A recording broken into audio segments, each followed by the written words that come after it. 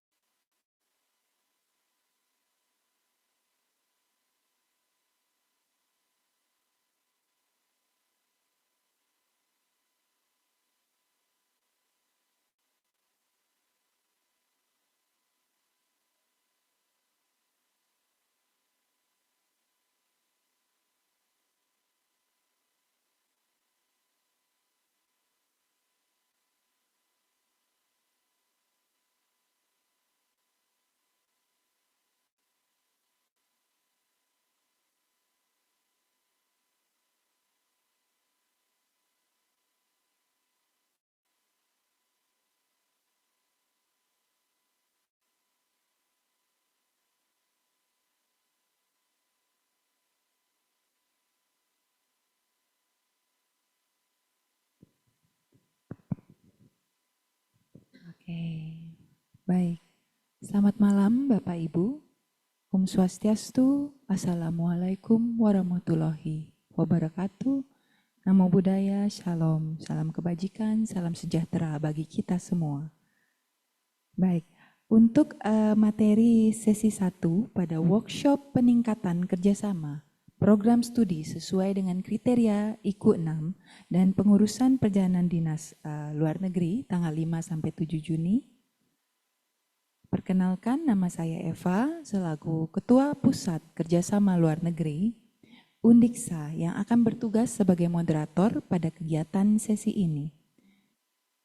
Sebelumnya izinkan saya menyampaikan susunan kegiatan materi sesi ini, mungkin ada sedikit revisi ya Pak Yayat. Jadi untuk hari ini, hari pertama akan membahas tentang perjalanan dinas luar negeri PDLN, dan kemudian setelah penyajian materi dari Pak Yayat Hendayana selaku Ketua Tim Kerja Humas dan Kerjasama Ditjen Diktiristek, jadi akan segera dilanjutkan dengan sesi tanya jawab.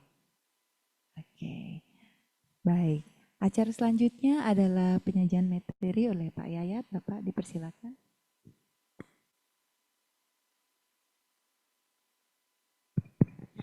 Ya, baik.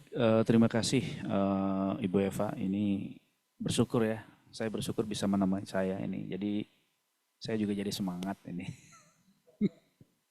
Ya, baik. Bapak Ibu yang saya hormati, Assalamualaikum warahmatullahi wabarakatuh. Shalom, Om Swastiastu. Namo Buddhaya, salam kebajikan, rahayu. Bapak Ibu yang saya hormati, sebelum saya mulai, saya ingin menyampaikan terima kasih atas undangan pimpinan Undiksa, ya, Pak Rektor, Pak Warek 1, Pak Warek 3, kemudian Pak Karo, Ibu Karo, ya, dan teman-teman dari fakultas, ya. Ini saya lihat ada wakil dekan dan tentu saja teman-teman kerjasama dan humas. Alhamdulillah pada malam hari ini kita akan berdiskusi. Jadi izin Pak Warek ya. Jadi saya pada malam ini juga tidak mau terlalu formal ya. Meskipun pakaian saya sudah formal. Ya tadi saya sudah ngobrol dengan Pak Warek tadi. Jadi karena ada cuacanya yang sedang tidak bagus gitu ya. Saya kemarin pulang dari luar kota, pulang sampai di Kerok. Ya, padahal saya sudah tahunan nggak dikerok, dikerik ya sama istri. Tapi bersyukur saya, yang masih ngerik saya adalah istri saya, bukan wanita yang lain. Nah, nggak apa-apa ya Bu Eva ya, ini supaya tidak ngantuk. Ya baik, Bapak Ibu yang saya hormati, mohon izin saya ingin menyampaikan materi ya, berdiskusi. Tapi sebelumnya saya ingin mengingatkan Bapak Ibu bahwa esensi dari perjalanan dinas luar negeri adalah mendukung indikator kinerja utama, ya, terutama IQ 6. Tentu saja tidak hanya IQ 6, karena kalau kita berbicara tentang transformasi pendidikan tinggi, maka ini akan melibatkan tidak hanya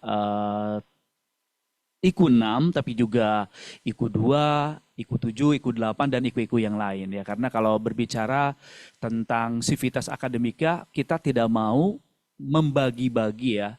Kita tidak mau melakukan dikotomi antara sivitas akademika mahasiswa dengan dosen. Ini tentu saja mahasiswa dengan dosen satu bagian yang tidak bisa terpisahkan, karena memang sebagai pelaku utama proses belajar mengajar.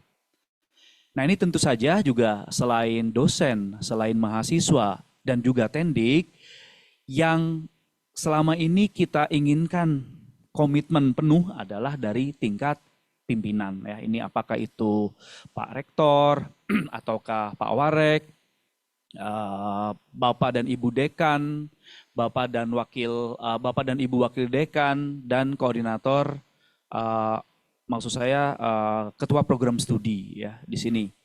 Nah ini kita ingin sedikit menyampaikan, bisa ke slide kedua.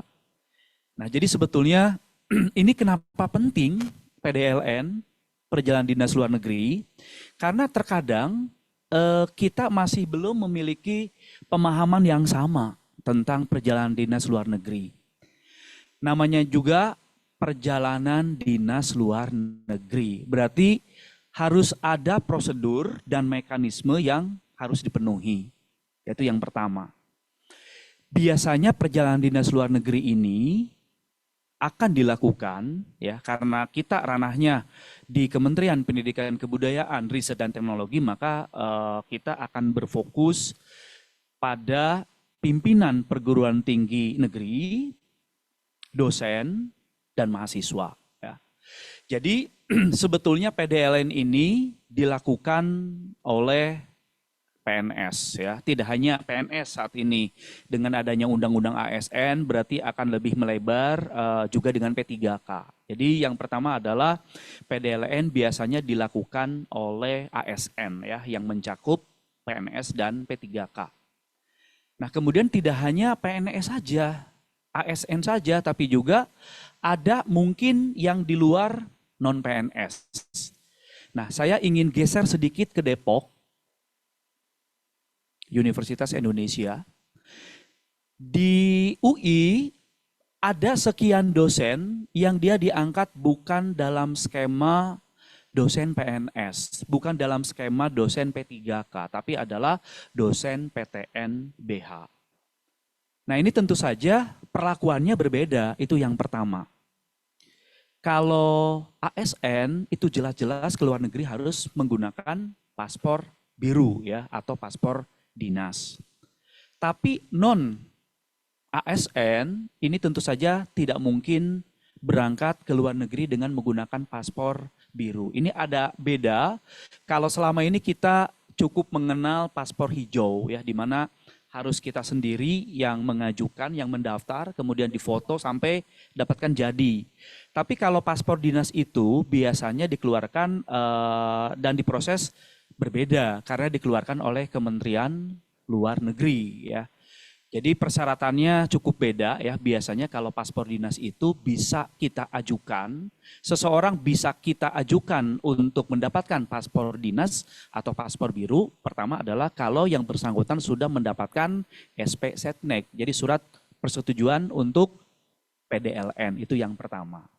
Kemudian ada berkas-berkas lain seperti KTP, ya, kemudian pas foto, kemudian juga ada misalnya SK, apakah itu SK terakhir, atau misalnya bahkan akta lahir seperti itu, karena ini cukup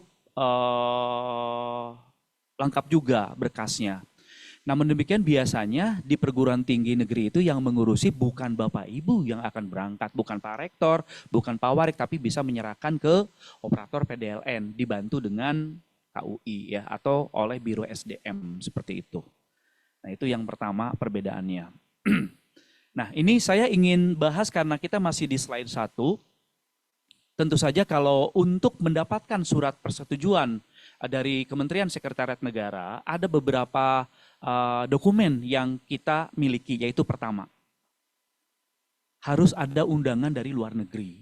Nah ini beda. Kalau kita keluar kota kan terkadang tanpa undangan pun kita jalan. Padahal sebetulnya juga rata-rata kita keluar kota itu ya ada undangan juga sebetulnya.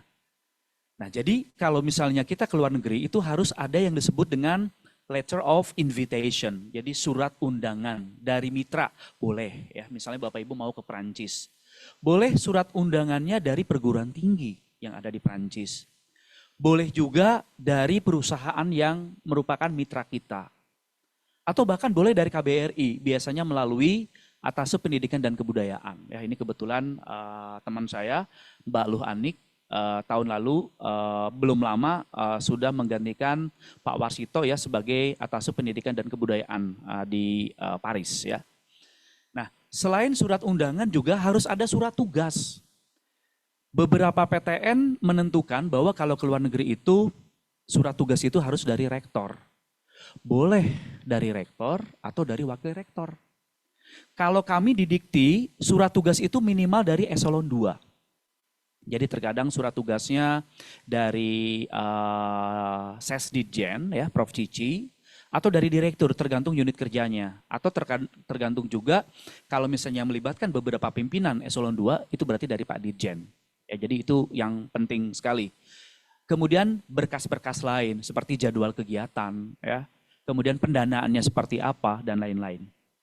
Nah, itu adalah dasar legalitas penugasan. Kemudian yang kedua, persyaratan penerbitan paspor dinas. Tadi saya sudah sampaikan, jadi paspor dinas itu memang hanya diberlakukan untuk ASN, ya, terutama untuk PNS. Mahasiswa ke luar negeri tidak mungkin menggunakan paspor dinas karena bukan ASN. Demikian juga misalnya dosen yang kontrak Atau misalnya tendik yang kontrak, itu tidak bisa juga karena pasti akan ditolak oleh Kementerian Luar Negeri ya ketika pengajuan. Karena syaratnya pun tidak bisa seperti SK. Ini sama ketika kemarin kejadian saya berangkat ke Korea. Jadi ada yang kami bawa, saya baru tahu ternyata rata-rata dekan dan wakil dekan di UI itu non PNS. Saya baru tahu.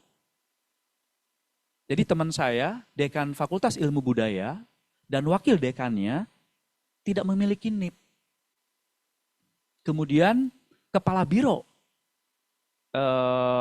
informasi publik di UI juga tidak punya NIP. Jadi makanya tidak heran terkadang teman-teman di UI itu suka bersikeras bahwa mereka ke luar negeri itu nggak perlu pakai SP Setnek, yaitu tadi. Namun demikian ketika pendanaan berasal dari DIPA itu tetap harus mengajukan SP Setnek. Jadi sebetulnya SP Setnek itu harus digunakan, harus diajukan kalau satu dari dua kriteria terpenuhi, yaitu pertama status kepegawaian ya sebagai ASN dan kedua dana ya pendanaannya. Dan juga termasuk misalnya kalau dana dari mitra, beberapa dana dari mitra seperti mitra yang dari Australia Awards ya, Australia di FED ya, kemudian dari beasiswa dalam skema dengan Jerman dan negara lain, KOIKA, JAIKA itu juga meminta untuk ada SP Setnek. Ya, dan beberapa beasiswa juga yang memang sudah dalam skema kerjasama mitra dengan kita itu juga dimintakan SP Setnek. Nah kemudian bagaimana kalau misalnya kita gunakan paspor dinas, sebetulnya paspor dinas itu enak. Satu, sekian negara itu tidak perlu mengajukan visa. Jadi kemarin ke Korea, biasanya kalau pakai paspor hijau kan pasti mengajukan visa ya. Tapi kalau paspor dinas itu tinggal ajukan exit permit. Kita bebas dan kita pun kalau datang ke sana antriannya beda. Jadi kita antriannya antrian yang cepat. Jadi bukan jalur umum, bukan jalur reguler, kan lumayan Bapak Ibu. Ya ini yang ingin kita dorong adalah agar rektor Warek ya, karena rata-rata kalau rektor Warek yang saya tahu itu pasti memiliki NIP. Ya, rektor Warek itu pasti memiliki NIP ya. Saya belum tahu ya apakah di sini ada dekan yang tidak memiliki NIP. Belum kan? Karena biasanya yang tidak memiliki NIP itu adalah baru di kategori PTN BH ya. Makanya kemarin itu saya pernah ngobrol juga dengan teman-teman dari keuangan, kemudian teman keuangan akhirnya melakukan pemeriksaan berkas PDLN-nya UI. Jadi sekian tahun UI itu kalau ke luar negeri tidak pernah mengajukan berkas untuk SP Setnek. Tapi alhamdulillah sejak kemarin Februari sekarang mereka rajin. Kenapa? Karena terkena pemeriksaan BPK UI. Toh UI pun juga sebetulnya kalau menggunakan dana UI pun kan itu kan termasuk dalam pendapatannya UI. Jadi tetap uang negara, kecuali kalau uang pribadi kan beda gitu. Ya, seperti itu. Nah, kemudian tentu saja SP Setnek itu biasanya orang itu takut SP Setnek untuk menghindari pemeriksaan BPK. Ya, Badan Pemeriksa Keuangan. Tentu saja tidak semua berkas diperiksa, tapi random, sampling, seperti itu. Nah, jadi sebetulnya SP Setnek itu digunakan satu, untuk pertanggungjawaban secara kepegawaian, ya, dan kedua, untuk keuangan, ya menghindari pemeriksaan BPK. Karena 2 tahun yang lalu ada satu kampus di Sulawesi, sebutlah Universitas Tadulako, ya UNTAD, sekian dosennya harus mengembalikan uang. Padahal mereka sudah menghabiskan. Jadi ada sekian dosen, pimpinan fakultas berangkat ke luar negeri tanpa SP Setnek. Karena kategorinya masih di BLU ya, biasanya yang kena pemeriksaan itu adalah BLU dan Satker, diperiksa oleh BPK, ketahuan, diminta untuk mengembalikan uang yang sudah dihabiskan. Ya masih mending kalau uangnya masih ada. Tapi kalau sudah habis, kan kasihan Bapak Ibu. Nah ini yang ingin kita cegah seperti itu. Nah kemudian lanjut. Nanti kalau misalnya kita bahas untuk dosen yang berangkat ke luar negeri dalam skema tugas belajar, ini mohon bisa disampaikan ke dosen di Undiksa, bahwa kalau berangkat ke luar negeri untuk tugas belajar, misalnya untuk S3 ya, PhD, itu harus mengajukan SP Setnek. Karena syarat untuk mendapatkan SK tugas belajar adalah harus ada SP Setnek. Kemarin saya dihubungi sama teman saya di UNP, ini kasihan juga, kemudian ada teman saya di UPI. Jadi teman saya itu di UNP, teman saya cerita, ya, ada seseorang dosen sudah selesai S3, berangkat ke luar negeri untuk tugas belajar, ambil S3. Pulang, kemudian tahun depannya dia mengajukan kenaikan pangkat dan golongan. Ditolak oleh BKN. Kemudian dia mengajukan penggunaan gelar, ditolak juga, kan kasihan. Nah saat ini yang bersangkutan itu meskipun sudah lulus S3, diminta oleh Pak Rektor ya, yang sebelumnya kan sekarang sudah ada rektor baru ya, untuk kuliah, karena sekarang PTNBH itu dituntut dosennya minimal harus S3, kan kasihan. Padahal sudah jelas-jelas lulus S3 di luar negeri, tapi tidak diakui. Itu yang ingin kita cegah ya. Ini sayang sekali. Nah ini kalau misalnya ada yang sudah kadung berangkat, tapi masih dalam hitungan di bawah 1 semester, segera ajukan. Nah bagaimana dengan dosen yang studinya belum selesai? Segera ajukan ke Dikti untuk meminta perpanjangan SP Setnek. Nanti kami proses ya. Jadi nanti biasalah ke teman-teman operator ya, PDLN di Undiksa, seperti itu. Baik. Lanjut ke slide kedua.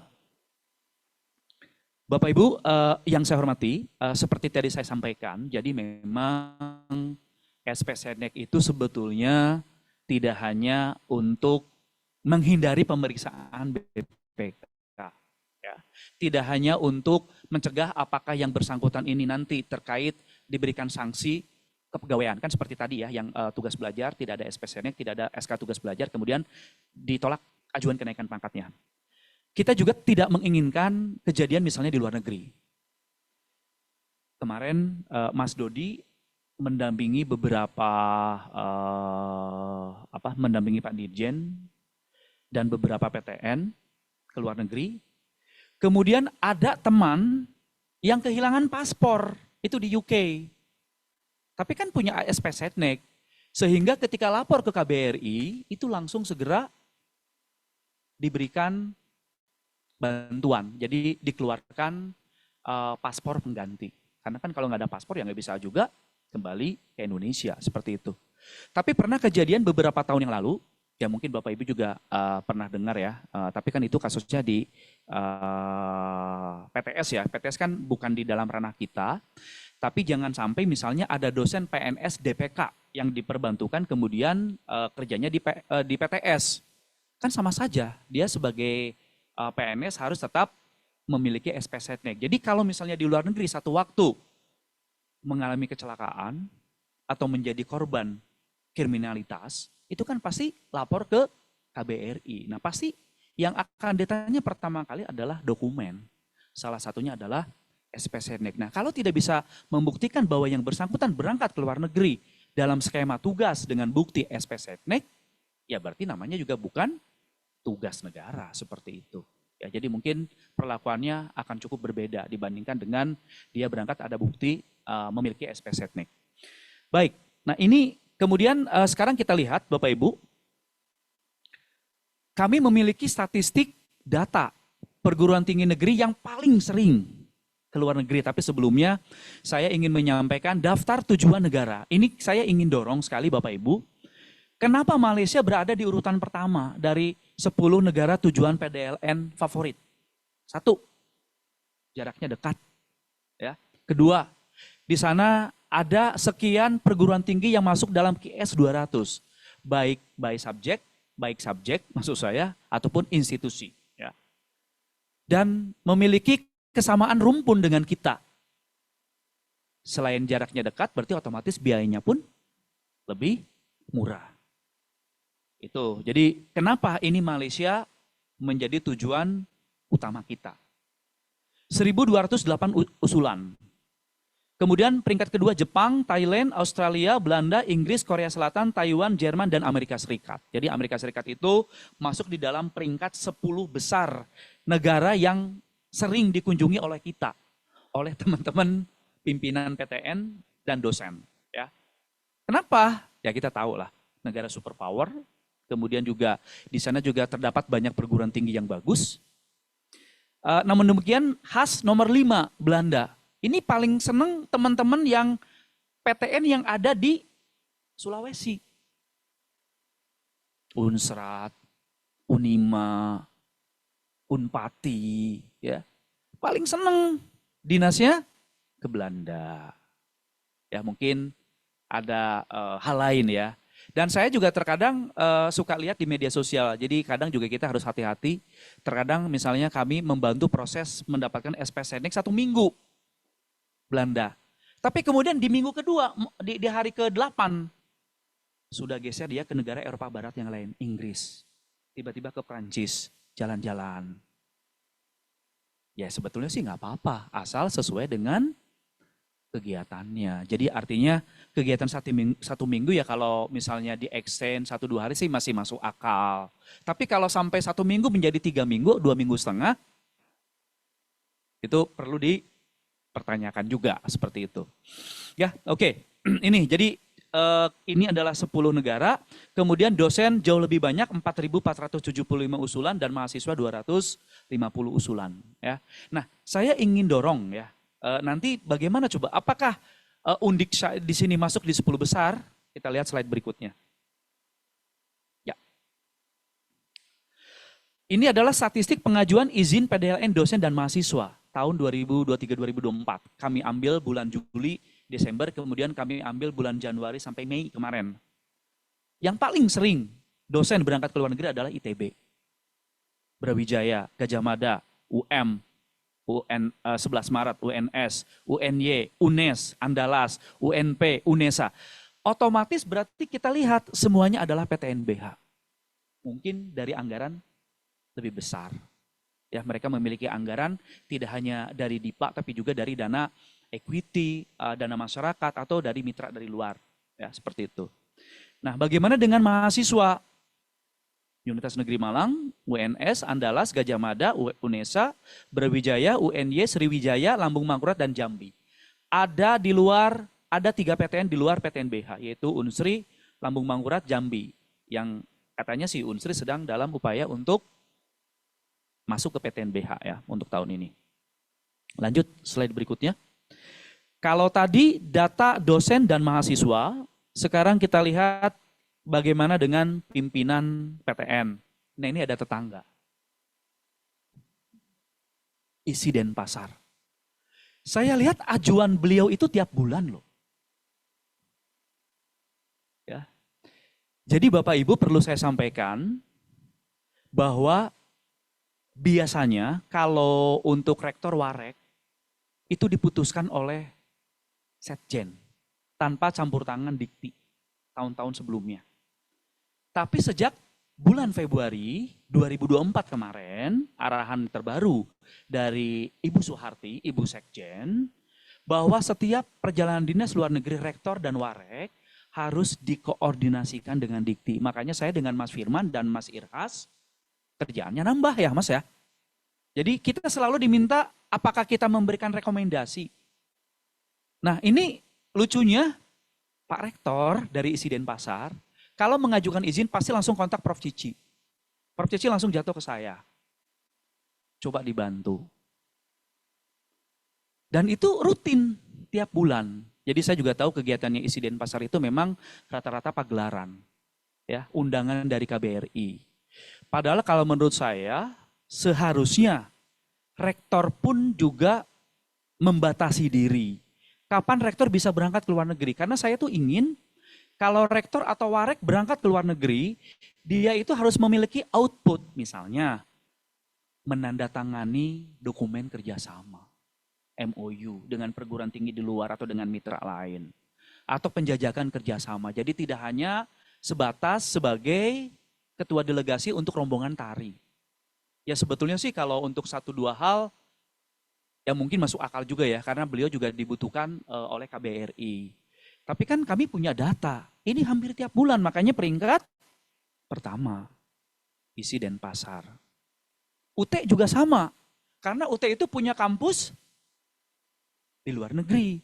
Ya, ini cukup disayangkan beberapa pimpinan PTN ke luar negeri itu ternyata tidak inline dan tidak paralel dengan indikator kinerja utama 6. Padahal kita tuh sebetulnya kita ingin agar ada output ya, dan kemudian nanti akan ada outcome, kemudian bisa memperkuat IKU 6 atau IKU-IKU lain. Jadi jangan kalau ke luar negeri itu tidak ada dokumen yang ditandatangani, dan otomatis kita dorong akan ada juga implementasi kegiatan seperti itu ya.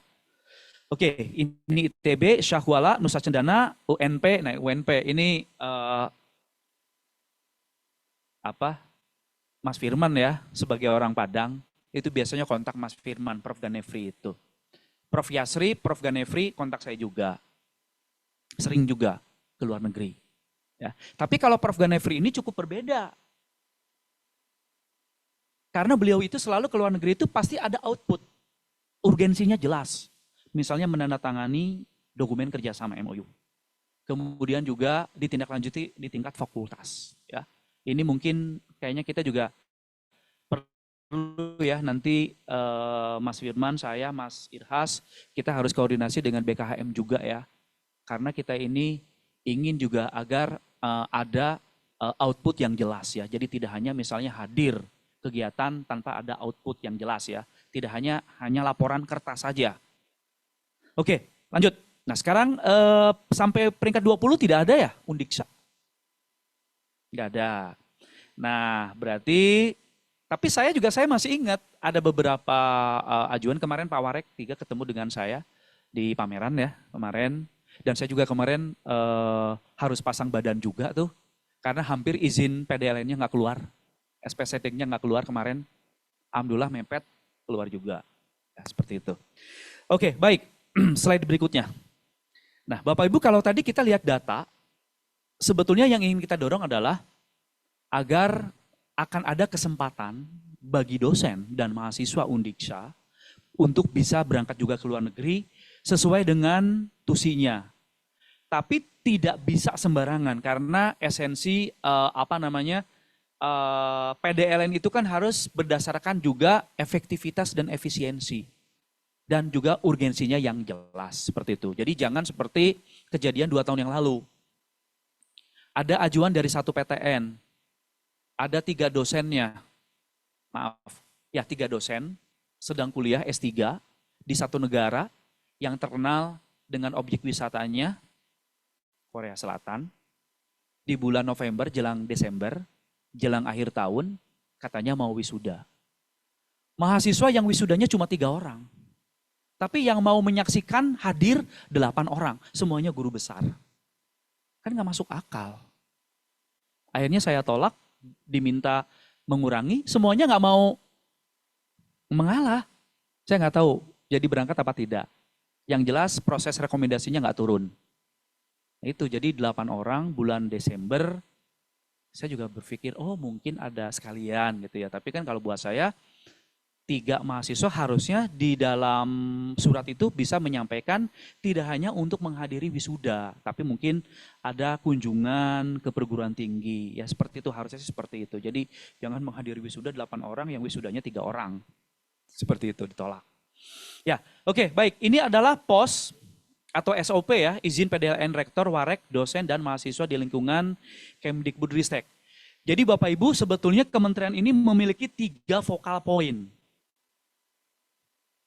Bagian. Jadi kalau untuk rektor dan warek, itu focal point-nya ada di Biro Kerjasama dan Humas, di Setjen.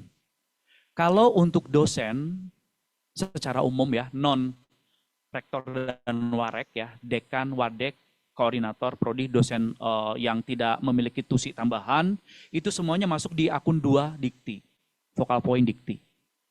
Kemudian focal point ketiga juga ada di Dikti, yaitu mahasiswa. Nah, seperti itu.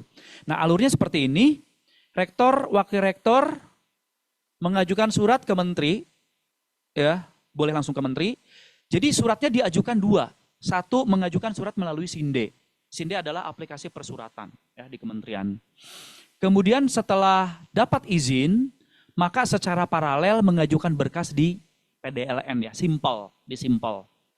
Bisa saja mungkin mengajukan, tapi biasanya akan tertahan di focal point karena belum ada surat pengantar dari Biro Kerjasama dan Humas. Kalau untuk rektor dan warek memang prosesnya panjang. Menteri, surat ke menteri, menteri ke staf khusus menteri, kemudian ke sekjen, kepala biro, koordinator, subkoordinator, baru staf. Ini jenjangnya hampir 6 sampai 7. Tapi kalau ke Dikti, sampaikan ke Setdirjen, langsung ke tempat saya, Mas Firman, langsung ke Mas Irhas dan Mas Eko. Jadi di kami jauh lebih cepat ya, seperti itu. Dosen mahasiswa langsung ya ke Sekretariat Direktorat Jenderal Pendidikan Tinggi, Riset dan Teknologi. Nah, proses simpel memang di sana hanya 7 hari, paling lama 7 hari. Namun demikian, kita ingin mendorong agar berkas diajukan paling telat, paling mepet 3 minggu masa kerja.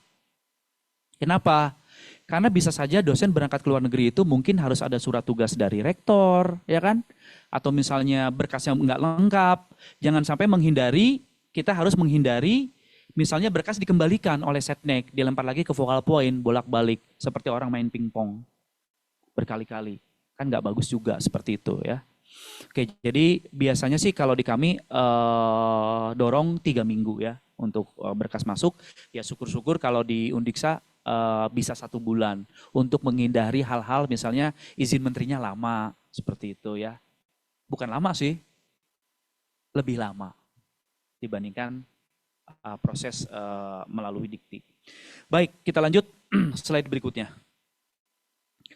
Baik, Bapak Ibu, ini adalah beberapa persyaratan. Tadi saya sudah sampaikan sebetulnya, jadi harus ada surat usulan dari focal point ya, pengantar, kemudian surat undangan, dan lain-lain. Jadwal agenda kegiatan harus jelas dan ada TOR kegiatan ya. TOR atau KAK, kerangka acuan kerja, itu ada kegiatan. Terus harus di dalam surat urgensi. Kami selalu mengizinkan, mendorong izin rektor dan warek selama terkait dengan upaya untuk implementasi indikator kinerja utama atau kegiatan tridharma lain, misalnya riset atau misalnya pengabdian pada masyarakat ya, atau kegiatan tridharma perguruan tinggi lainnya. Jadi jangan sampai misalnya urgensi rektor berangkat menghadiri wisuda, titik. Ya itu kan kurang kuat. Apa kek misalnya munculkan internasionalisasi Undiksa misalnya, seperti itu. Oke, sekarang kita lanjut slide berikutnya. Nah ini adalah kelengkapan dokumen pembeda ya, ini bisa lanjut ke slide berikutnya. Kalau untuk tugas belajar, kalau tadi untuk acara biasa misalnya sidang, pertemuan, diskusi, penandatanganan nota kesepahaman, itu biasanya surat undangan. Tapi kalau tugas belajar itu LOA namanya, Letter of Acceptance, jadi surat penerimaan dari kampus. Jadwal kegiatan, berapa lama studinya. Nah, SK tugas belajar ini nyusul ya, karena SK biasanya prosesnya lama juga. Yang penting sudah proses untuk SP Setnek. Kemudian surat keterangan pembiayaan dan kalau ada pernyataan biaya sendiri itu dibunyikan. Atau dari mitra dibunyikan. Kemudian pertemuan sama pameran expo, ada brosur, ada surat undangan, TOR, jadwal kegiatan dan urgensi. Nah ini kemarin kita sama-sama ya Pak Warek waktu kemarin di Turki ya. Kemudian juga lanjut Undiksa hadir di Perth ya, IE. Jadi itu sebetulnya kegiatan expo pameran yang penting buat upaya kita untuk melakukan publikasi dan internasionalisasi perguruan tinggi kita. Oke, lanjut slide berikutnya. Sekarang adalah kesalahan umum simpel. Pertama, biasanya berkas rektor dan warek diajukan ke akun 2. Jadi akun 2 itu untuk dosen secara umum sebetulnya, bukan rektor, bukan warek. Terus kemudian dokumen pendukung tidak lengkap, misalnya TOR-nya nggak ada, jadwalnya nggak jelas. Seperti itu. Kemudian pengajuan lewat tenggat waktu, mepet. Kemudian kesalahan input tanggal penugasan. Kesalahan input komponen biaya dan kesalahan pemilihan jenis kegiatan. Jenis kegiatan tadi sudah disampaikan, ada yang tugas belajar, ada yang pameran, ada yang sidang, seminar, dan lain-lain. Nah, pada kesempatan ini juga saya ingin menyampaikan bahwa kalau pimpinan PTN berangkat ke luar negeri berupa delegasi, misalnya bertemu dengan mitra perguruan tinggi juga, ini tolong dibatasi. Ya, jadi jangan sampai misalnya rektor berangkat, 3 wareknya berangkat, didampingi 3 warek atau bahkan 4 warek. Dekannya juga sama, sampai 10, 11, enggak, sebisa mungkin 5 atau 6. Kecuali kalau misalnya acara mengisi materi, tampil di dalam konferensi, seminar, silahkan. Apalagi sebagai pembicara, peserta juga silahkan. Itu tidak kami batasi. Ya. Yang kami batasi itu adalah kalau delegasi. Namun demikian juga tetap saja ketika sesi pembicara pun karena biayanya dari negara, itu juga bisa dilakukan secara selektif juga. Ya. Oke, lanjut slide berikutnya. Baik, Bapak Ibu yang saya hormati, ini kenapa tetap menjadi penting, ya meskipun ini diluncurkan di tahun 2020, transformasi pendidikan tinggi yang terkait dengan indikator kinerja utama, kemudian MBKM, Merdeka Belajar Kampus Merdeka, dan juga ada program dana padanan, matching fund ke daerah, itu tetap merupakan urgensi kita. Jadi kalau kegiatan PDLN itu harus nyantol di sini. Apakah itu kegiatan untuk dosen, ya sasarannya untuk kualitas dosen dan pengajar, ataukah untuk kualitas kurikulum, ya dan mahasiswa lulusan termasuk di IKU 1 dan 2 seperti ini. Jadi harus dibunyikan bahwa urgensinya terkait dengan IKU atau MBKM atau bentuk kegiatan dalam kerangka Tridharma perguruan tinggi, ya seperti itu. Lanjut, oke. Nah, ini ada beberapa kegiatan PDLN untuk promosi dan kemitraan, ya, baik konferensi, eksibisi. Jadi ada NAFSA itu di Amerika Serikat, tahun ini baru selesai di New Orleans, tahun sebelumnya di Washington DC. Kemudian Yuri di Istanbul, Turki, APAIE ya, IE itu di Perth ya, di Australia ya. Dan ada beberapa kegiatan lain yang ingin kita dorong ya untuk bisa dihadiri. Tentu saja kalau PDLN untuk promosi dan kemitraan ini nanti kita ingin melihat dari 2 sisi, yaitu sisi 1 publikasi dan internasionalisasi, menampilkan kekhasan program di prodi, kemudian peringkat di institusi dan subjek, dan kehidupan sosial budaya sebagai pendukung untuk menarik mahasiswa asing belajar di kita. Kemudian juga untuk sisi kerjasama atau kemitraan, jelas mencari potensi kerjasama baru atau melanjutkan kerjasama yang sudah berjalan, ya meningkatkan kerjasama. Dan juga otomatis memperluas jejaring kemitraan, ya seperti itu. Saya pikir juga Undiksa juga sudah paham di pameran-pameran mana saja yang bisa membuka peluang memperluas jejaring kemitraan. Lanjut. PDLN dilakukan sebagai upaya untuk internasionalisasi perguruan tinggi, yaitu rekrutmen mahasiswa internasional. Ini jelas kita ingin dorong ya. Kebetulan kami juga memiliki laman ya Mas Firman, Study in Indonesia. Jadi kita juga sudah koordinasi dengan teman-teman. Jadi silakan untuk teman di Undiksa ya, untuk KUI-nya untuk bisa memperkuat laman kami ya, Study in Indonesia. Selain rekrutmen mahasiswa asing juga pertukaran mahasiswa ya. Kita tadi juga Pak Warek 1 sudah menyampaikan ada program pertukaran yang summer course, itu juga kita dorong. Apalagi kegiatan yang dalam format dalam kerangka 1 semester, itu lebih kita dorong.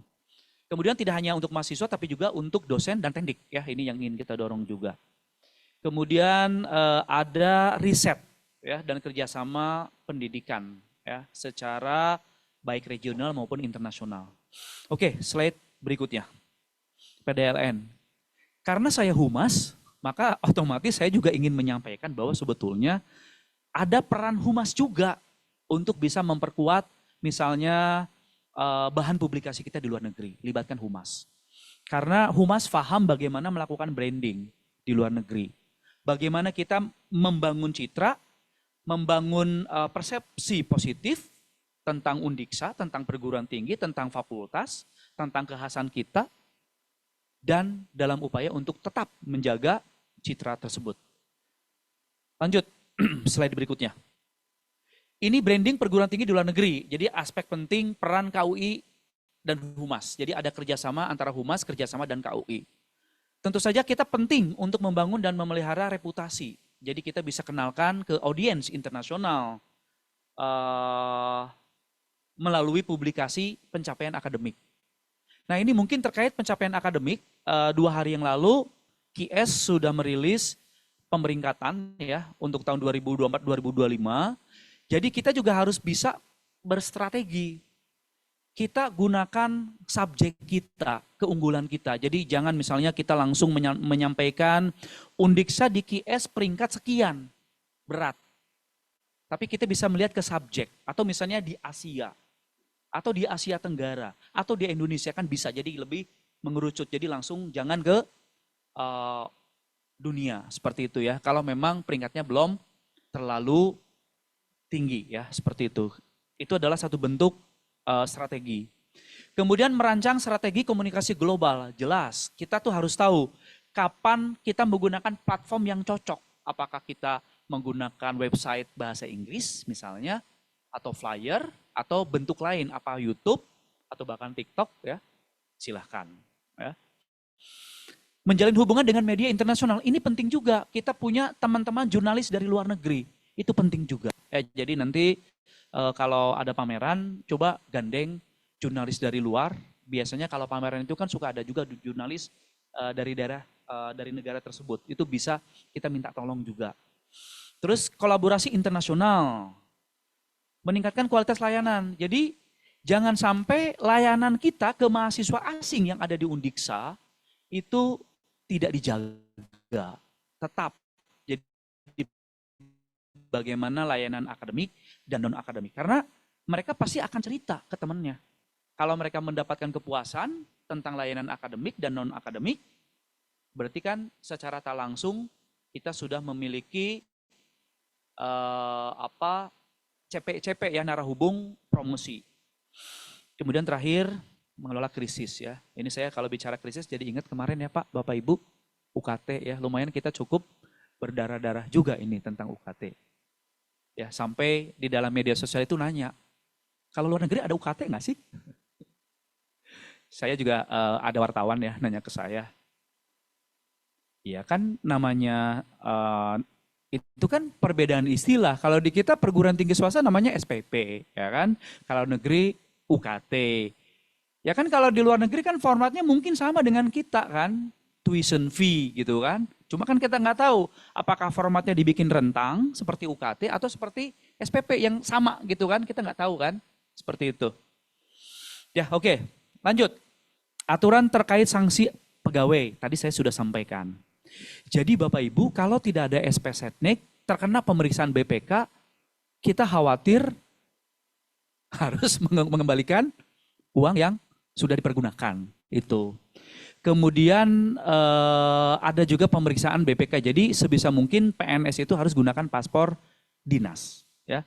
Tapi ada kalanya memang kalau paspor dinas juga nggak sempat, sebetulnya masih dibolehkan juga untuk paspor hijau. Asal ada alasannya kenapa. Misalnya waktu yang memang tidak sempat juga. Karena terkadang ada beberapa hal memang paspor dinas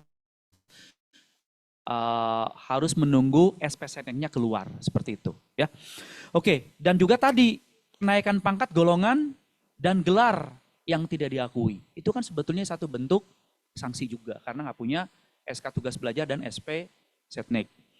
Baik, ini adalah surat edaran Sesdijen Dikti di mana poin 1 pegawai yang berstatus ASN wajib mengajukan izin PDLN, ya kan?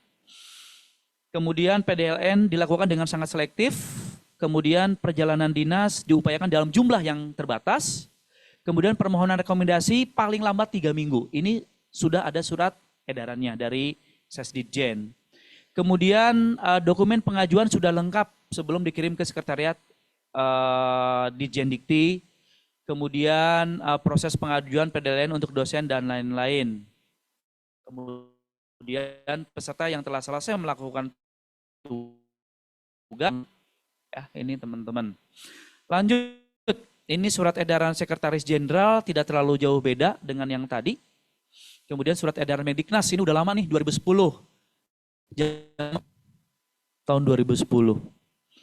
Jadi PNS dosen yang sudah selesai atau tidak selesai studi di luar negeri harus lapor untuk pengaktifan kembali sebagai PNS di perguruan tinggi atau di institusinya, seperti itu. Jadi harus lapor. Terkadang dosen kalau nggak lulus pulang, tapi harus pulang kan?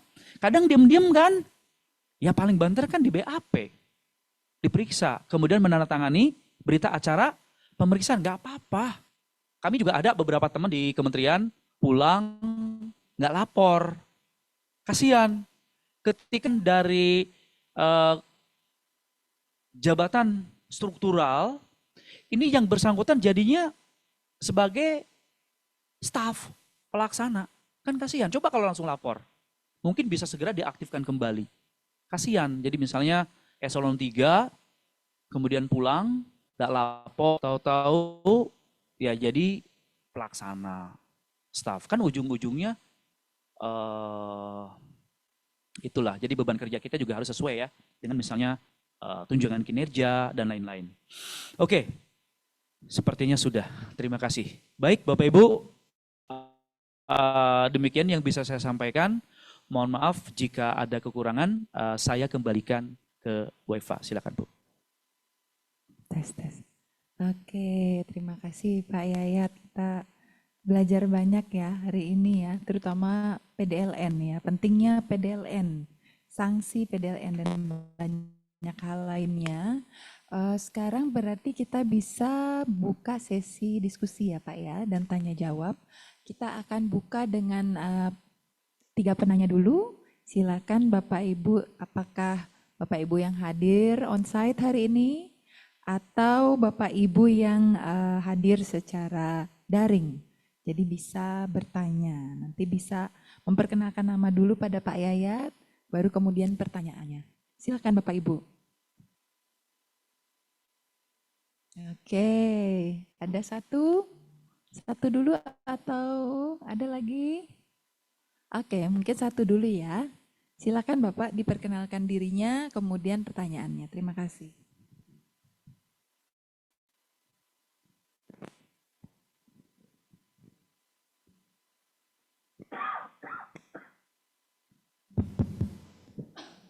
Om Swastiastu, selamat malam Pak Yayat dan juga Pak Irhas dan Pak Firman juga, mohon maaf. Perkenalkan, nama saya Riki dari Unit Kerjasama Undiksa. Saya ada 2 pertanyaan terkait dengan materi Bapak malam ini. Kebetulan relate dengan pertanyaan saya. Nah yang pertama, sering sekali teman-teman di Undiksa saat mengurus PDLN bertanya terkait dengan jangka waktu. Tadi kan Bapak sudah sempat menyampaikan untuk jumlah memang harus seefisien mungkin gitu ya. Nah, pertanyaan saya selanjutnya adalah terkait waktu. Apakah ada batas waktu jika kita berpergian ke luar negeri dengan SPZ-NEC atau dengan tugas PDLN? Itu yang pertama. Yang kedua, sebenarnya tadi saya sudah diskusi dengan Pak Irhas di belakang.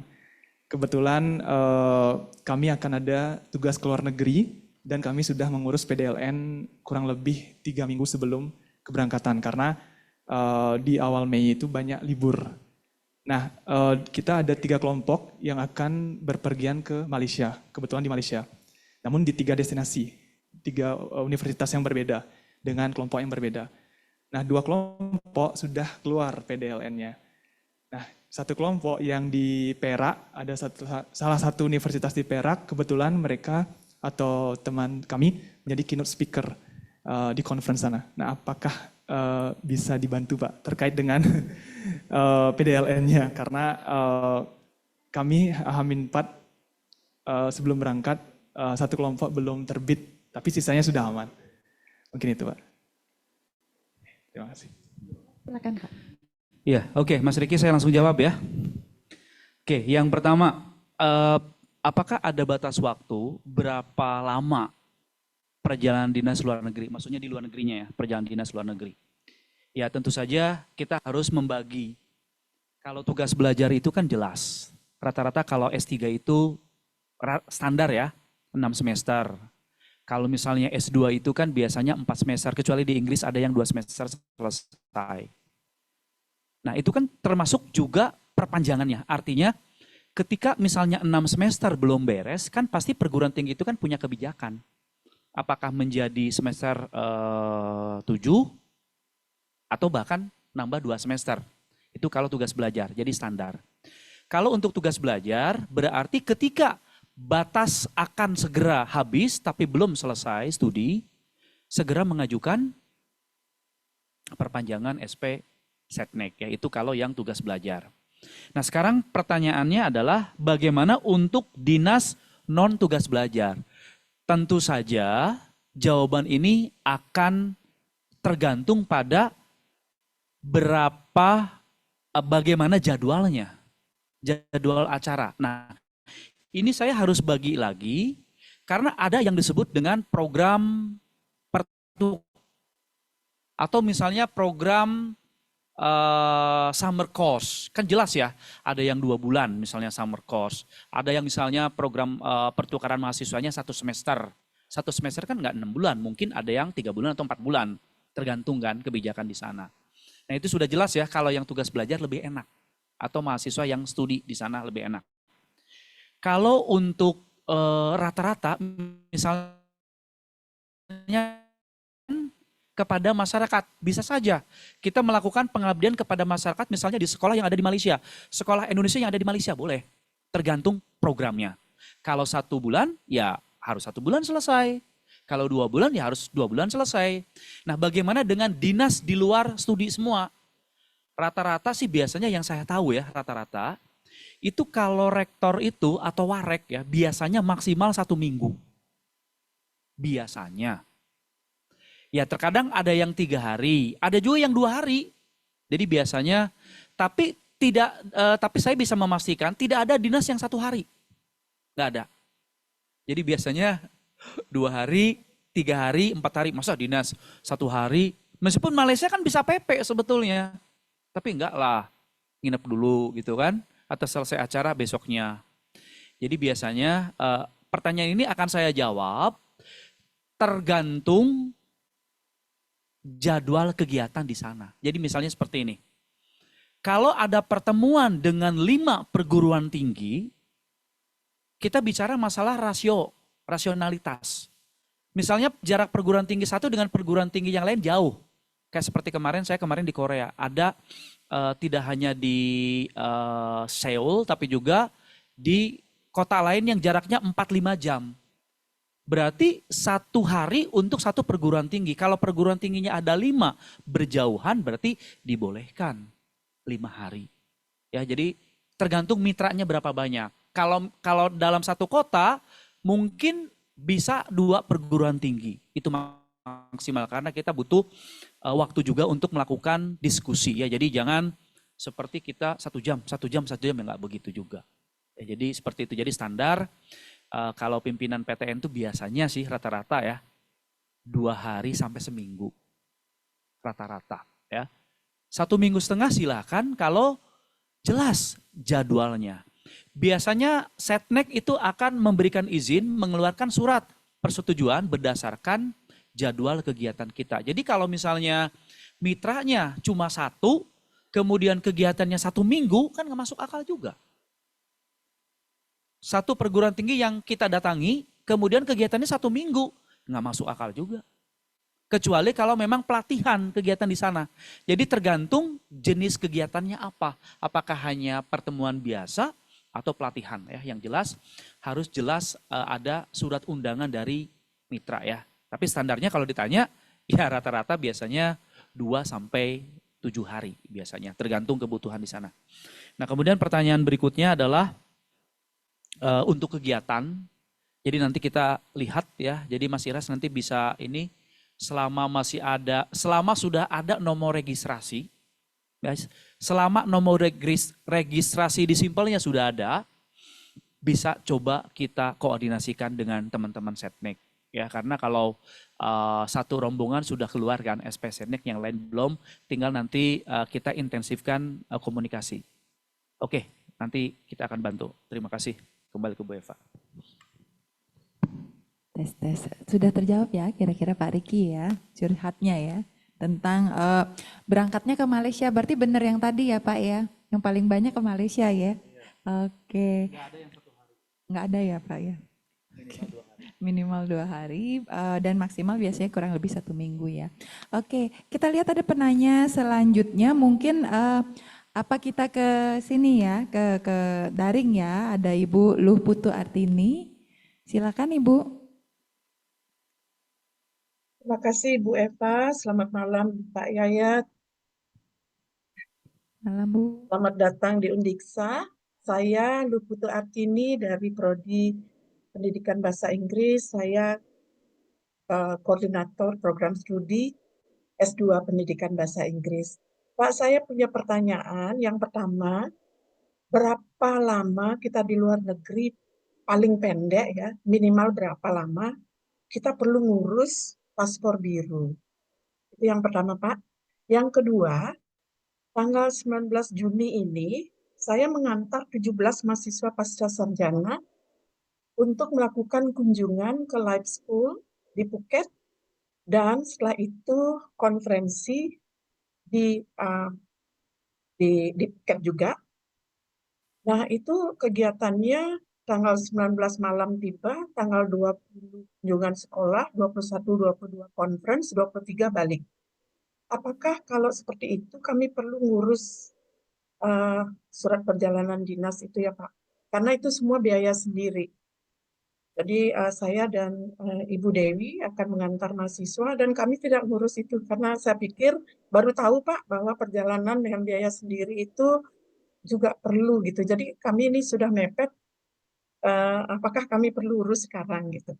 Nah setelah balik dari sana nanti kami ada penugasan untuk penelitian joint research dengan Kansai University di Osaka.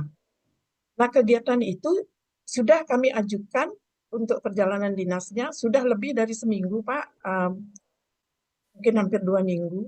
Nah, itu biasanya berapa lama, Pak? Jadi itu yang kami belum ada berita karena tidak ada cara ngecek progres gitu. Apakah memang ada semacam lihat progresnya sudah sampai di mana secara online gitu? Apa ada fasilitas seperti itu? Itu saja Pak pertanyaan saya. Terima kasih banyak. Ya, baik. Ini senang sekali bisa bertemu Bu Artini ya. Kita sama-sama Bu, saya juga saya dari linguistik ya, bahasa dan sastra Inggris dulu, tapi di Pajajaran. Ya, ini pertanyaannya berapa lama pengurusan paspor ya. Jadi sebetulnya yang ingin kita dorong, jadi karena Ibu ini kategorinya di luar pimpinan universitas, ini tentu saja proses bisa lebih cepat ya, karena kalau rektor ya, warek menunggu dulu izin menteri, masuk sinde, kemudian turun baru pengantar disampaikan untuk menjadi pelengkap di SP Setnek ya. Nah, kalau untuk dekan, direktur, kepala biro atau setara, ketua jurusan, kaprodi, dan lain-lain ya, kepala departemen ya, kalau di PTNBH ada yang kategori itu. Jadi biasanya ajuannya Bu, kalau untuk enaknya kalau menurut saya 3 minggu Bu. Jadi proses di Setnek itu sekitar paling lama 7 hari SP Setnek keluar. Ya, SP Setnek keluar, misalnya anggap seperti ini. Memasukkan ke dikti butuh waktu 3 harian ya Mas Irhas. Jadi dimasukkan, kemudian menunggu dulu surat pengantar atau surat rekomendasi dari Ibu Sesditjen. Jadi kami biasanya kalau sudah berkas masuk, hari itu pun kami langsung proses. Jadi biasanya proses itu sekitar 2-3 hari. Tapi terkadang kan berkas itu misalnya yang masuk ratusan. Jadi kita bisa bayangkan 76 PTN, berapa banyak prodi, berapa banyak dosen, itu ajuannya kadang banyak sekali. Jadi proses di kami dua harian, kemudian di Setnek 7 harian, keluar berarti kan itu sudah sekitar 9 hari. Nah saya dorong supaya lebih aman, bisa diajukan 14 ya sampai 21 hari kerja. Itu akan bisa untuk proses paspor dinas. Ya, paspor dinas. Jadi sesuai dengan surat edaran Ibu Sesditjen dan Sekjen, kita tetap dorongnya adalah karena ini ada pengajuan paspor dinas 3 minggu ya. Ini 3 minggu, tetap 3 minggu ya Bu. Itu yang pertama. Kemudian untuk kegiatan di sana, meskipun ada pendanaan pribadi, tapi status ibu ini mendampingi mahasiswa. Berarti kan dinas. Tadi saya sudah sampaikan, jadi sebetulnya saya menyampaikan karena ada aturan dari Kementerian Sekretariat Negara dan Kementerian Luar Negeri. Ya, bahwa perjalanan dinas luar negeri itu dilihat dari 2 kriteria. 1, status kita. Jadi kalau misalnya kita PNS, kemudian kita ke luar negeri dalam rangka mendampingi mahasiswa, berarti itu dinas, bukan pribadi. Berarti tetap harus mengajukan SP Setnek, meskipun biayanya sendiri. Karena ibu posisinya sebagai PNS. Kecuali kalau ibu bukan dosen PNS. Dan urusannya bukan membawa nama Undiksa. Misalnya ibu ingin liburan, kan selesai. Tinggal ibu mengajukan cuti. Nah ini menariknya terkadang teman-teman ada beberapa teman PTN ya karena waktu itu SP Setnek-nya nggak keluar. Akhirnya dia bertanya ke saya, meminta alternatif 2, bisa juga sebetulnya. Jadi kalau kegiatannya misalnya sebagai pribadi tidak mendampingi mahasiswa, tapi dia bicara di satu forum internasional, SP Setnek-nya nggak keluar, ternyata biayanya sendiri, bisa sebetulnya. Berangkat karena sebagai pribadi, dia mengajukan cuti. Cuti ke rektorat. Sehingga posisinya ketika berangkat sedang di luar tugas.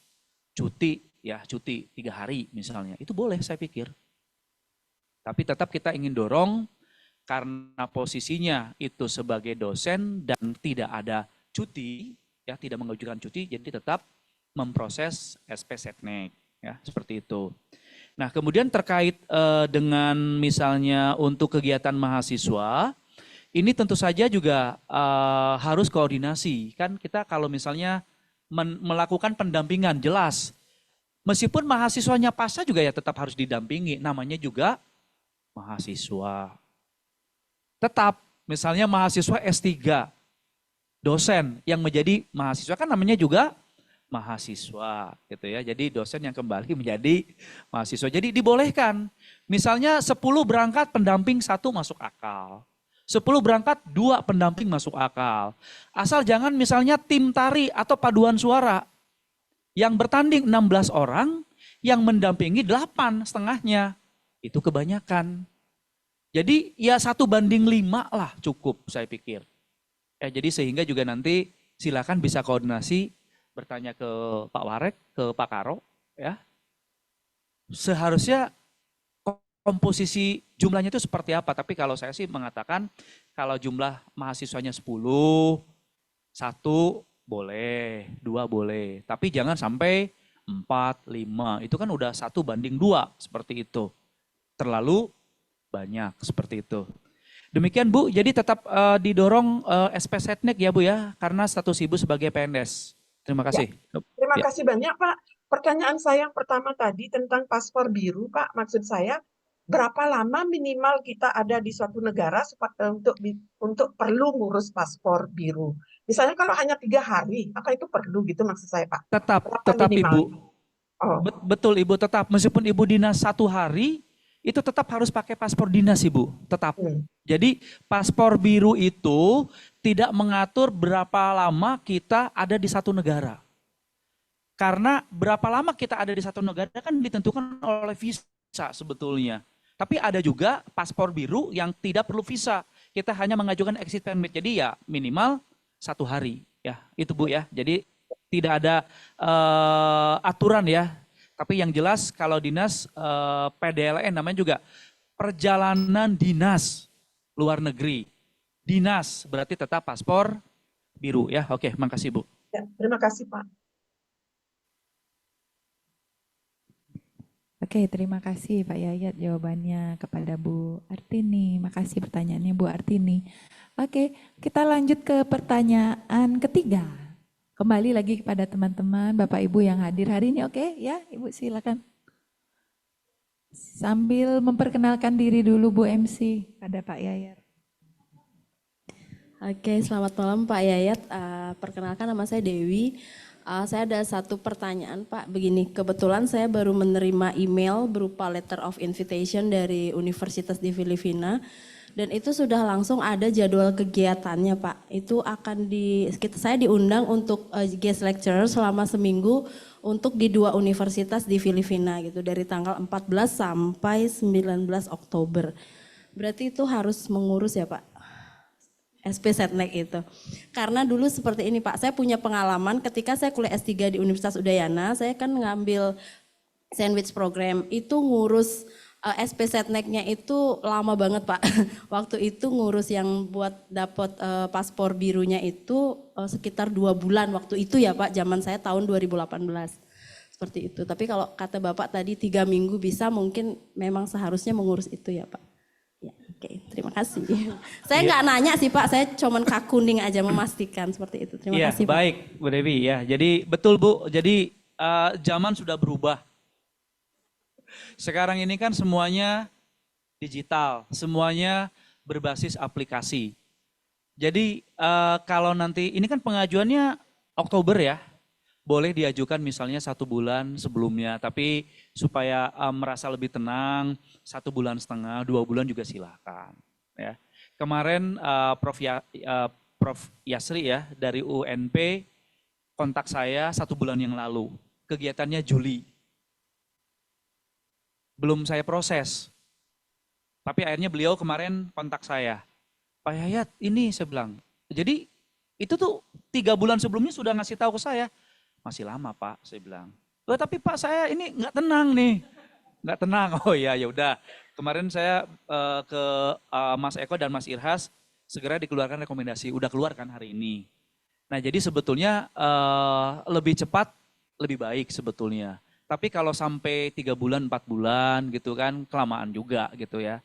Karena khawatirnya juga setneknya pun juga akan lebih memprioritaskan berkas yang memang sudah harus segera seperti itu. Jadi kalau sekitar Oktober nggak apa-apa, 2 bulan sebelum juga bisa diajukan. Dan sudah punya paspor biru belum? Oke, kalau sudah expired tidak ada ceritanya perpanjangan atau diperbarui, enggak. Tapi tetap harus ada perjalanan dinas luar negeri. Kan akan ada perjalanan dinas luar negeri, berarti nanti diajukan pengajuan SP Setnek, SP Setneknya sudah keluar, baru nanti bisa diajukan untuk paspor dinas. Jadi paspor dinas itu nggak boleh ketika sudah habis masa berlaku, tiba-tiba bisa diperpanjang. Ini bukan paspor hijau. Jadi kalau ada dinas luar negeri baru bisa dibuat yang baru. Ya, sebetulnya sih bukan diperpanjang, tapi dibuat yang baru. Saya juga gitu. Jadi kalau paspor dinas saya mati, dulu saya pikir bisa diperpanjang, nggak bisa. Ya kemudian dibiarkan begitu saja, kemudian ada paspor dinas yang baru. Ya, oke ya, jadi semangat ya. Oke. Bu Dewi gimana kira-kira sudah bisa menjawab ya? Berarti Oktober bulan 10 ya, berarti Agustus berarti Bu ya? 2 bulan sebelumnya. Oke, makasih pertanyaannya dan jawabannya. Katanya kelamaan Pak. Ya janganlah kalau gitu. Keburu lupa ya Pak Yayatnya. Oke, terima kasih. Dan tadi Ibu Prof. Fatma Dewi ya, kalau tidak salah bertanya. Oke, silakan Ibu. Ya, selamat malam Ibu Eva. Pak Yayat izin bertanya Pak. Pertanyaan saya sekitar paspor biru Pak. Apakah seorang ASN itu memungkinkan bisa memiliki 2 paspor? Mohon maaf kalau pertanyaan saya silih, Pak. Karena kalau misalnya paspor biru itu kan kepentingannya terbatas untuk urusan kedinasan. Dan apakah kita harus hanya boleh memiliki 1 paspor atau boleh 2 paspor?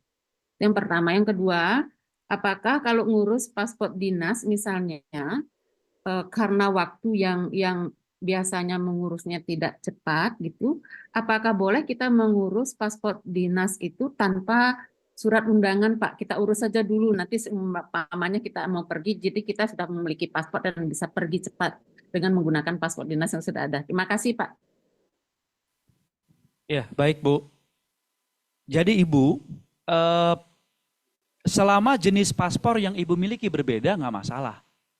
Teman saya Prof. Rani, Atase Pendidikan dan Kebudayaan, yang sekarang berdinas di Washington DC, itu memiliki 3 jenis paspor. Paspor hijau, paspor biru atau paspor dinas, dan paspor hitam, karena beliau sekarang sebagai seorang diplomat, ya, karena Atase Pendidikan dan Kebudayaan. Boleh Bu, tapi nggak boleh kita memiliki lebih dari 1 paspor untuk jenis yang sama. Kan pasti ketahuan Bu. Misalnya paspor hijau saya ngajuin lagi paspor hijau, pasti ketahuan. Tapi kalau untuk paspor biru dengan paspor hijau tidak ada hubungan, karena paspor hijau dikeluarkan oleh Kementerian Hukum dan HAM, ya.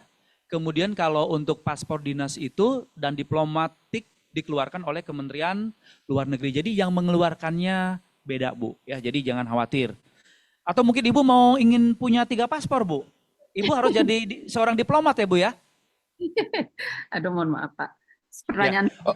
Oke, nggak apa-apa Bu. Jadi betul Bu. Ini terkadang Bu ada juga pertanyaan seperti ini dari teman-teman. Dan terkadang teman itu malu bertanya. Padahal bisa saja yang hadir di sini pun juga memiliki pertanyaan yang sama dengan Ibu. Cuma ya malu bertanya, bisa sesat di jalan, ya. Kemudian yang kedua Bu, terkait dengan paspor biru. Jadi sekali lagi kita ingin menyampaikan betul sekali Bu, kalau paspor biru itu memang digunakan secara terbatas. Karena kita ini ke luar negeri dinas, betul. Tapi kalau paspor hijau itu untuk kepentingan pribadi, meskipun terkadang kalau kita mepet pun juga paspor hijau pun akan kita gunakan untuk dinas. Tapi harus ada SP Setnek seperti itu.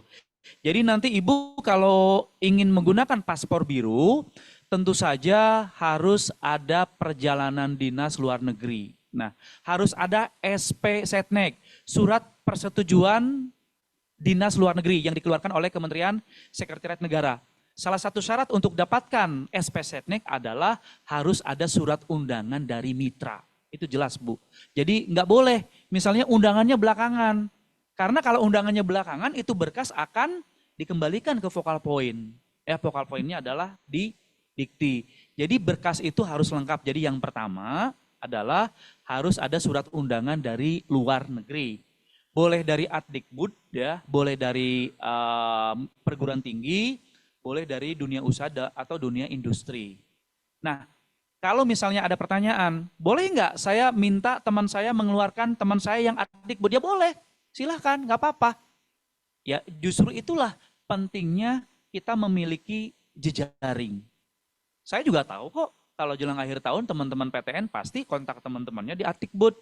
Ada yang ingin ke Jepang, ada yang ingin ke Korea, ada yang ingin ke Amerika, ingin ke Spanyol. Saya tahu. Tapi kan selama kegiatannya ada, pertemuan, ya meskipun akhirnya saya kaget juga ya, yang tadi 2 PTN yang dari Sulawesi itu kan 3. Belanda, tiba-tiba ke Jerman, tiba-tiba ke Inggris. Ya, tapi kan itu kan bukan urusan saya gitu kan. Yang penting mereka itu mungkin sih, mereka dinasnya udah selesai, kemudian diperpanjang dan tidak ada lumsum yang dibayarkan, ya. Saya percaya teman-teman PTN juga sudah melakukan transparansi dan akuntabilitas untuk PDLN. Demikian Bu, mudah-mudahan bisa menjawab ya Bu ya. Jadi tetap harus mengajukan berkas dulu Bu. Ya, boleh satu lagi Pak. Boleh Bu. 2 juga boleh Bu, nggak apa-apa. Terima kasih Bapak, baik sekali. Eh, saya dan Bu Artini tadi dan satu orang peneliti akan ke Jepang Pak. Undangan kami dari tanggal 8 sampai 23. Kami melakukan penelitian bersama Bulan apa Bu? Tanggal 8 sampai 23-nya? Juni Pak. Juni. Juli, mohon maaf. Juli. Oke, Juli. Juli. Oh iya, iya. Ya. Kalau tanggal 8 udah ini Bu. Sekarang tanggal berapa Bu? Mohon maaf Pak, ya bulan Juli Pak. Oke, Juli ya. Oke. Sudah masuk registrasinya, dikasih oleh teman-teman di kerjasama itu sudah ada nomor registrasi. Mohon kami dibantu Pak, biar segera kami bisa dapatkan Pak. Terima kasih. Ya. Ya, boleh Bu. Jadi nanti coba japri ke saya Bu. Ibu cari nomor WhatsApp saya Bu. Ya Bapak. Nanti nomor registrasinya saya langsung eksekusi ya. Oke, terima kasih Bu. Terima Siap kasih Bu. Bapak. Ya, terima kasih Bapak. Ya. Oke, Bu Padma Dewi, nanti sebelum sampai Pak Yayat, japrinya berarti Pak Iwan berarti ya. Biar nyampe Pak Yayat ya. Oke, terima kasih Bu Padma Dewi. Pertanyaannya tadi bahkan udah ditawari paspor hitam tadi ya udah. Oke, makasih Bu, Pak Yayat. Mungkin berapa pertanyaan lagi bisa Pak? 1 pertanyaan lagi ya. Oke, siapa nih yang akan bertanya? Sebagai pertanyaan pamungkas. Silakan, halo, ayo silakan Pak. Diperkenalkan diri dulu sama Pak Yayat, baru pertanyaannya. Terima kasih.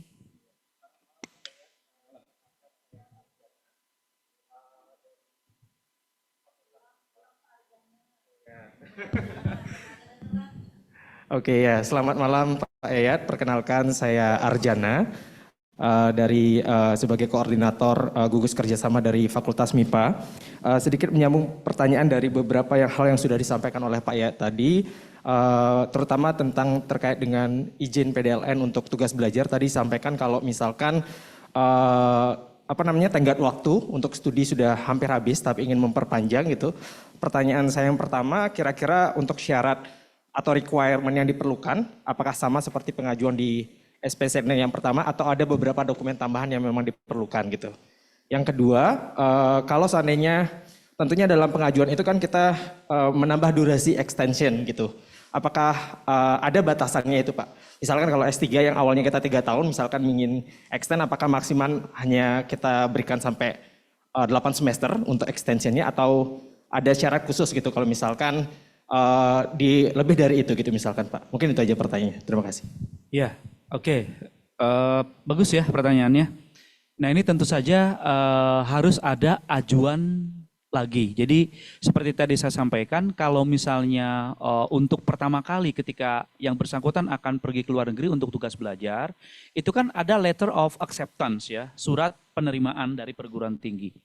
Nah ketika memang belum bisa lulus, ini kan tentu saja juga harus ada surat keterangan dari kampus yang mengatakan bahwa yang bersangkutan belum lulus, seperti itu. Nah, mungkin karena ini revisi tidak seperti berkas yang awal. Namanya juga pengajuan revisi. Jadi nanti berkas yang semula itu akan disampaikan kembali. Tapi yang jelas harus ada keterangan bahwa yang bersangkutan belum lulus, terus jadwalnya apa, kapan. Kan misalnya kalau sudah selesai 6 bulan, 6 semester ya, alias 3 tahun, itu kan sudah jelas. Kemudian ketika nanti sudah melihat bahwa tidak akan lulus selama 6 semester, berarti kan butuh dokumen. Nanti untuk teknisnya bisa dikoordinasikan ya dengan teman-teman KUI ya, disampaikan nanti. Nah terus yang ingin kita cegah adalah terkadang dosen itu kan suka bandel, termasuk ponakan saya. Jadi ponakan saya ini sedang studi S3 di Jepang, belum pulang-pulang. Kerja ternyata. Ya, dia belum pulang-pulang karena kerja. Harusnya kan dia studinya udah habis. Tapi dia belum selesai. Jadi dia beranggapan bahwa studi saya belum selesai. Padahal ya kerja. Nah, ini jadi presiden buruk buat kita. Ya saya tahu lah. Kalau di sana itu misalnya tiba-tiba dapat kerjaan gitu ya, penghasilannya kan take home pay-nya lebih besar dong dibandingkan dengan kita. Ini contoh Jepang bandingkan dengan Indonesia gitu ya. Orang TKI di Jepang aja gajinya lebih besar kok dibandingkan guru besar kan, Prof? Seperti itu misalnya. Nah, jadi kita pun juga harus mengedepankan kejujuran juga.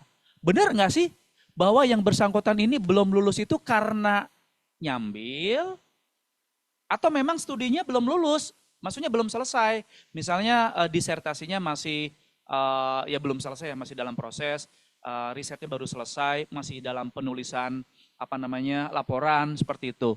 Jadi boleh Pak. Jadi diajukan untuk revisi. Jadi nanti revisi itu akan mengganti SP Setnek yang sebelumnya. Mas Iras bisa menambahkan? Cukup ya? Yang revisi yang tadi ya, berarti diajukan kembali kan berarti kan? Oke, makasih ya. Oke, cukup ya. Arjana, tapi ini ya mungkin menyambung pertanyaan Pak Arjana. Seandainya Pak Arjana studi lagi nih, kemana Pak? Perancis ya? Jerman. Kemudian studi lagi nih S3 ke Jerman. Kemudian 3 tahun belum selesai, perpanjang ya 1 tahun. Tapi ketika nggak selesai juga 1 tahun, tambah lagi gimana Pak? Misalnya nih, tak siapin loh Pak Arjana ini untuk Bapak. Itu dikembalikan ke kebijakan perguruan tinggi. Kan perguruan tinggi di mana tempat kita belajar itu kan punya kebijakan. Saya masih ingat lah. Kita mungkin sama-sama ketika kita S1. Ada yang sebut dengan kelulusan cuci gudang.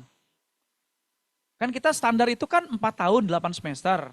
Kemudian ada cuci gudang ya, nambah kalau nggak salah 6 semester ya. Sampai 14. Itu ada senior saya, itu semester 14 baru lulus. Tapi nggak ada ceritanya dia sampai ke semester 15. Karena aturan perguruan tinggi itu sampai semester 14 selesai gitu kan. Nah mudah-mudahan tidak sampai masuk istilah cuci gudang. Saya percaya perguruan tinggi di luar negeri pun punya kebijakan. Jadi ditanya dulu kebijakan. Makanya kita sengaja mendorong agar kalau orang kuliah ke luar negeri itu harus fokus studi. Jangan nyambi. Ya kalau supaya kita semangat, ya cari pasangan orang sana nggak apa-apa lah. Selama itu bisa mendukung kita. Ya cari istri, bisa masakin kan lumayan kan Pak ya. Masakin kita, nyiapin makan buat kita gitu ya, nyuciin pakaian kita, kan lumayan itu. Maksudnya jadi istri gitu ya. Istri maksudnya, istri yang benar ya.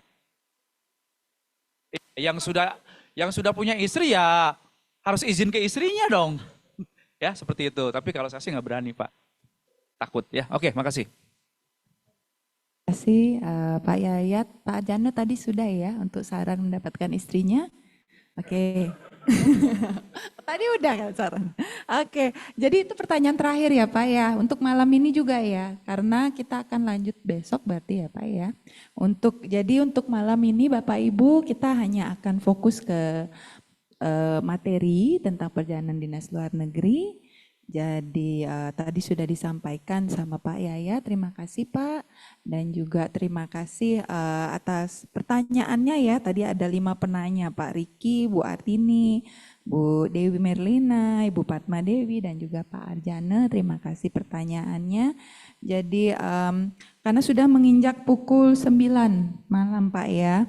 Jadi izinkan saya untuk menutup sesi 1 hari ini. Namun sebelumnya izinkan saya untuk merangkum beberapa hal penting yang bisa kita simpulkan hari ini ya. Oh, pantun ya, oke. Oke Bu Nice. Tunggu sebentar ya Bu ya. Yang punya saya Pak. Oke. Oke, kita simpulkan ya Bapak Ibu. Jadi tadi sudah ada materi tentang terutama sih yang kita bisa simpulkan ya. Perlu enggaknya kita ngurus izin PDLN itu tergantung dari status kita dan juga dananya dari mana gitu ya. Dana kita keluar negeri untuk perjalanan dinas itu dari mana. Itu yang harus kita perhatikan. Tadi ada berbagai materi ya, SOP izin PDLN, persyaratan izinnya yang ternyata berbeda-beda tergantung kegiatannya Pak ya. Kalau tugas belajar lain dengan expo misalnya begitu ya. Dan juga yang perlu sekali kita pelajari adalah kesalahan umum ketika kita mengurus PDLN ya, kenapa bisa kita ditolak mungkin ya izin PDLN-nya ternyata mungkin kita masuk ke salah satu kesalahan umum ini.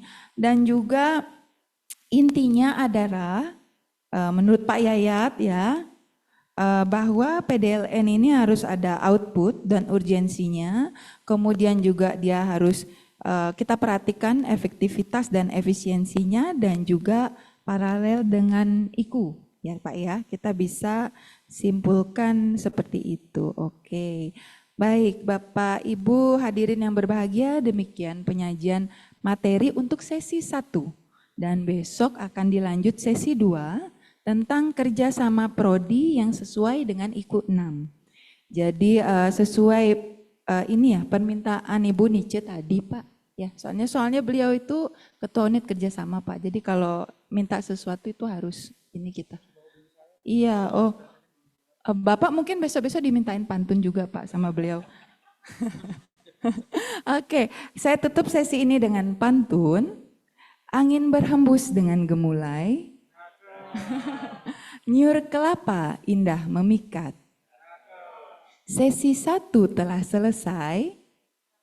Sesi 2 tak kalah hebat. Terima kasih, saya kembalikan ke Ibu MC. Terima kasih.